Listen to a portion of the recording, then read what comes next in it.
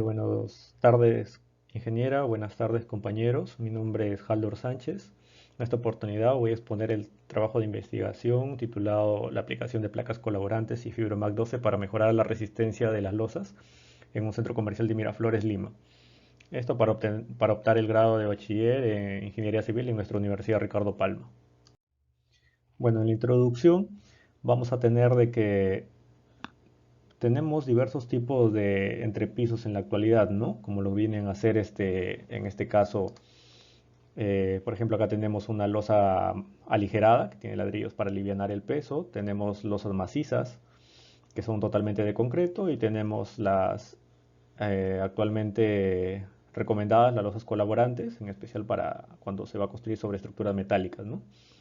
Que tienen diversas ventajas, las cuales incluyen esta placa colaborante, que queda ahí como un encofrado muerto, es decir, no se retiran, es muy rápido de instalar, es muy rápido de construir y es una alternativa muy viable.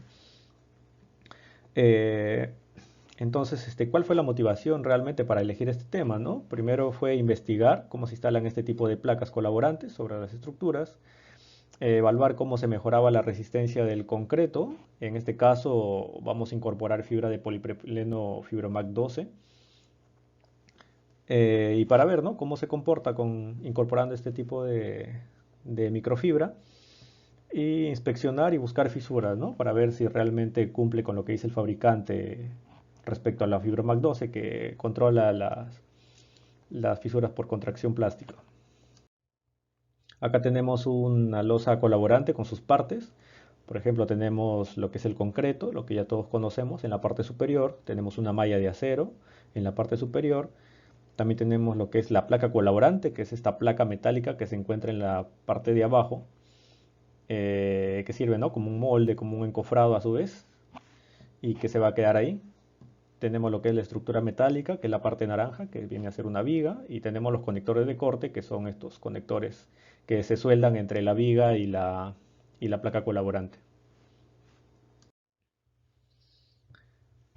La estructura del sistema de investigación tenemos lo que ya se ha indicado en la clase, que viene a ser desarrollada en 4 capítulos. El primero es el planteamiento del problema, el segundo es el marco teórico, el tercero es el marco metodológico y el cuarto son las conclusiones y recomendaciones.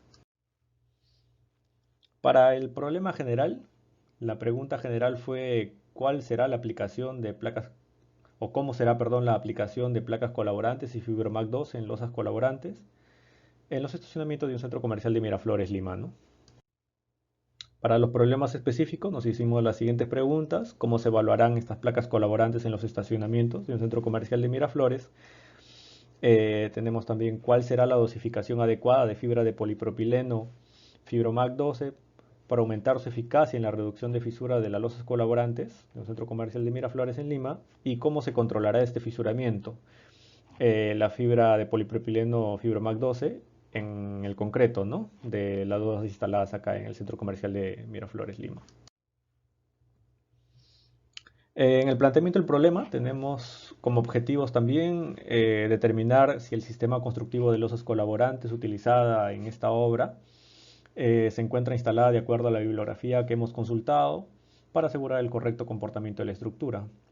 Y dentro de los objetivos específicos tenemos que es determinar cómo se encuentran colocadas estas placas colaborantes, determinar si es correcta la dosificación propuesta incorporando la Fibromac 12 en la aplicación de losas colaborantes mixtas de un centro comercial de Miraflores en Lima. Y por último, determinar si la fibra utilizada reduce el fisuramiento del concreto, ¿no?, en las losas. Dentro del marco teórico tenemos 3 antecedentes. El primero, que es por Asensio, en su tesis sustentada en el 2006, nos dice que la clave de la resistencia del sistema está en procurar una correcta, bueno, una conexión adecuada entre el concreto y el acero, ya que los esfuerzos de corte, como se producen en la interfase, son de considerable magnitud y deben ser resistidos. Eso lo vamos a ver un poquito más adelante a qué se refiere con esto. Rodríguez, en su tesis sustentada del 2015, nos indica diversas ventajas, diversos resultados, en la cual, en resumen, nos dice que las placas colaborantes pues resisten más que una losa aligerada, son más económicas, entre otros. Vega, en su tesis sustentada en 2019, él concluye de que incorporando fibras en el concreto, este concreto obtiene una mayor disipación de energía y a su vez estas siguen trabajando incluso después de haberse fraguado, después de haber madurado el concreto, ¿no? Tenemos dos variables para esta investigación. El primero es el sistema de losas colaborantes y el segundo es la fibra de polipropileno aplicado en el concreto.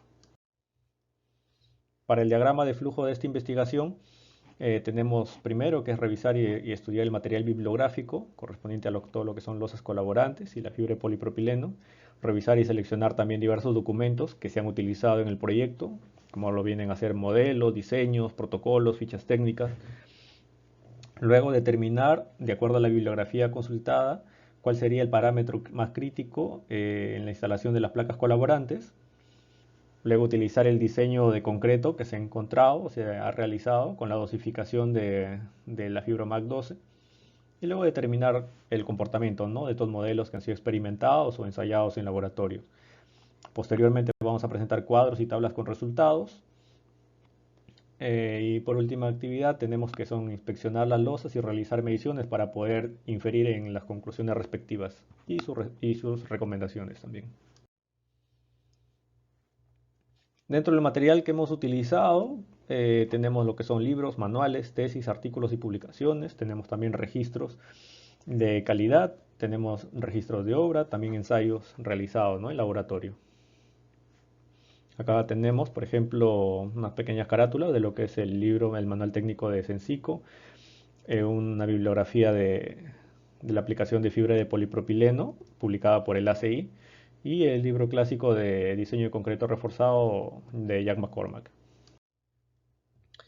Acá, entre los ejemplos de la información recopilada, por ejemplo, tenemos la ficha técnica de la placa colaborante utilizada, que es un acero deck con un perfil DAD600.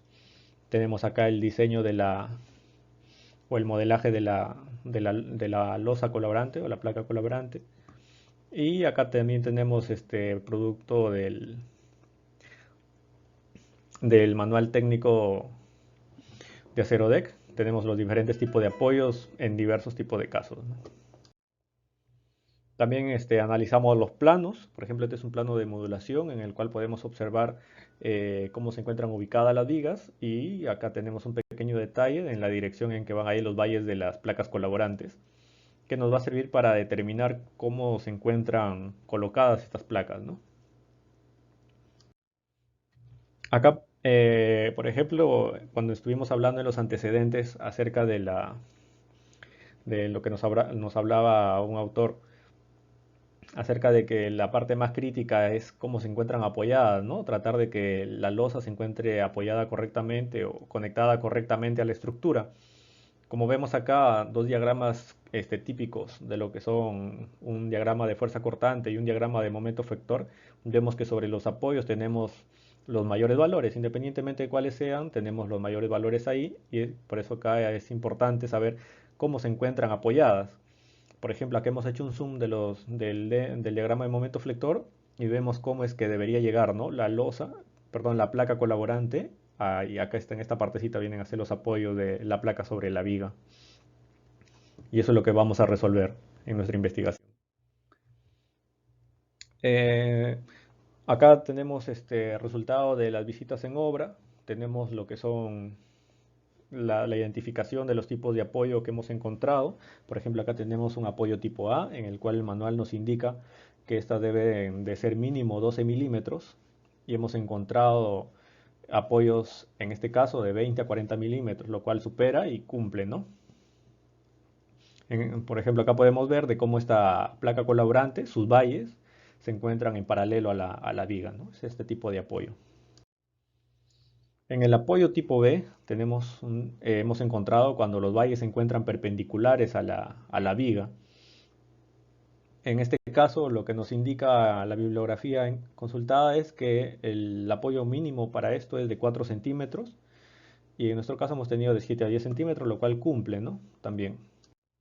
Tenemos un tercer tipo de apoyo, el apoyo tipo C, en el cual la placa está totalmente apoyada, también está perpendicular a la viga, pero no es necesario ninguna medición porque está totalmente apoyada, ¿no? También encontramos con respecto a lo que es ya la fibra de polipropileno, Fibromac 12, tenemos la dosificación, la resistencia característica del concreto utilizada es de 280 kilogramos por centímetro cuadrado y la dosificación para esta calidad de concreto se ha adicionado 71 gramos de Fibromac 12. Entonces, de acuerdo a esto, vamos a evaluar los parámetros y los resultados de los ensayos, ¿no? En los resultados de los ensayos de resistencia hemos recopilado de los informes los tres tipos, perdón, tres ensayos, de tres vaciados, el vaciado 5, el vaciado 15 y el vaciado 17, los cuales acá tenemos sus valores y los cuales vamos a presentar en una tabla y vamos a analizar de acuerdo a lo que nos pide la norma E060 de nuestra norma técnica peruana. Aquí tenemos los dos parámetros que nos solicitan para poder aceptar este concreto como, bueno, para poder aceptar el concreto, ¿no? La primera es la resistencia promedio, que tiene que ser mayor a F'C o la resistencia característica, que en nuestro caso es 280. Y el segundo parámetro nos dice que la resistencia individual, perdón, claro, la resistencia individual debe ser mayor que F'C menos 35 megapascales. Entonces, vamos a hacer una conversión, ¿no? Donde el resultado individual acá nos dice que es el promedio individual de dos probetas correspondientes al mismo vaciado, que ya lo vamos a presentar en tablas también. También la norma nos indica de que los dos parámetros tienen que cumplir para poder ser aceptado el concreto. Si uno de los dos no cumple, se debe tomar otras medidas. En el cual no es nuestro caso, ya les adelanto. El resultado, acá tenemos para el primer parámetro, tenemos que la resistencia promedio tiene que ser mayor a F'C. Tenemos de los tres vaciados, tenemos el promedio en el cual tiene condición de cumplido, ¿no? Todos los tres casos superan a la resistencia característica del concreto que es 280. Con estos resultados hemos elaborado tres gráficos de cómo ha ganado resistencia el concreto eh, y vemos, ¿no?, que realmente el concreto tiene una curva superior de lo que viene a ser la resistencia, lo cual influye positivamente. Para para el parámetro B, que nos pide la norma técnica peruana para aceptar el concreto, nos dice que la resistencia individual tiene que ser mayor a F'C menos 36 kilogramos por centímetro cuadrado, que nos da un resultado de 244 kilogramos por centímetro cuadrado.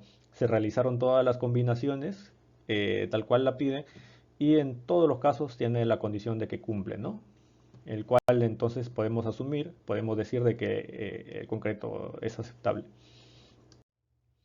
Con respecto a las fisuras por contracción plástica, tenemos el siguiente patrón encontrado de una bibliografía que hemos encontrado, en el cual se observa este tipo de patrón, cómo se comporta el fisuramiento por contracción plástica, ¿no? Como vemos, son un montón de fisuritas finas, concentradas, eh, las cuales no deben superar o se encuentran entre 0.2 y 0.4 milímetros, que son de poca profundidad y generalmente se dan a las 6 horas de haberse vertido el concreto.